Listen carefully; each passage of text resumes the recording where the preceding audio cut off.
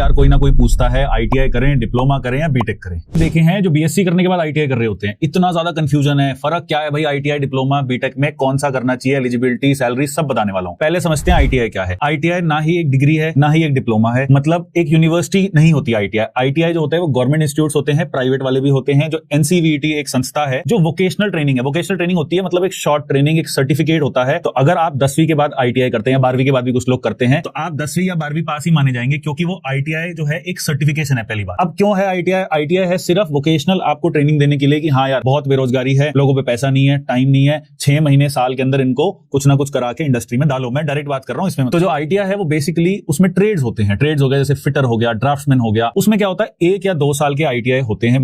Differences होते हैं, कहीं पे 1 साल का होता है, कहीं पे 2 साल का होता है। फीस ऑलमोस्ट फ्री होती है, कहीं फ्री होती है तो कहीं साल के 20,000 या 2 साल के 20,000 ऐसे कुछ ले लेते हैं। बहुत सारे डिफरेंट स्टेट्स, सिटीज में आईटीआई होता है। उसके बाद आपको डायरेक्ट इंडस्ट्री में लगवा देते हैं। बट ये सारी नौकरियां ब्लू कॉलर नौकरियां होती है। आप आईटीआई करके कभी एक कैड डिजाइनर या एक अच्छे लेवल का प्रोग्रामर या कोई व्हाइट कॉलर जॉब जहां पे आप कंप्यूटर में काम कर रहे हो वो नहीं होने वाला। ऑलमोस्ट एक लेबर फोर्स में आपको ऐड करा जा रहा है और ब्लू कॉलर जॉब है। बट अच्छी बात है कि नौकरी सबकी लग जाती है। अब आईटीआई की जो एलिजिबिलिटी है वो है 10th पास, बस 10वीं पास होने चाहिए। कहीं कहीं 8वीं पास को भी ले लेते हैं अगर प्राइवेट आईटीआई हो। वो एलिजिबिलिटी वगैरह आप खुद चेक कर लीजिए अप्लाई करने से पहले।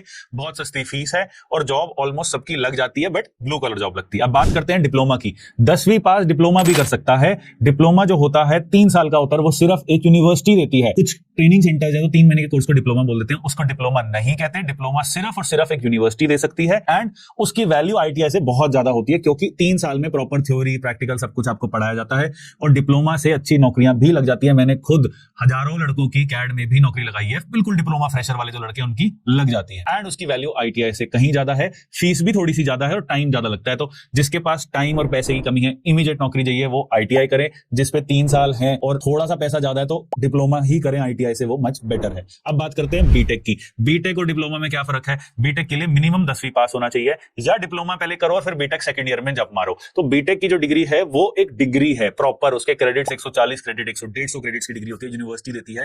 हाईएस्ट लेवल होता है, आप डायरेक्ट एक इंजीनियर बनते हो, डिग्री होल्डर बनते हो। बड़ी कंपनीज जैसे एमएनसी कंपनीज है वहां पे आप नौकरी कर सकते हो। डिप्लोमा वाले भी कर सकते हैं बट उनको 3-4 साल वर्क एक्सपीरियंस चाहिए। बट जो डिग्री वाले हैं उनको 1 या 2 साल चाहिए, क्योंकि वो डिप्लोमा वालों से आगे हैं। उनका सिलेबस ज्यादा एडवांस्ड है, उनके पेपर ज्यादा टफ है।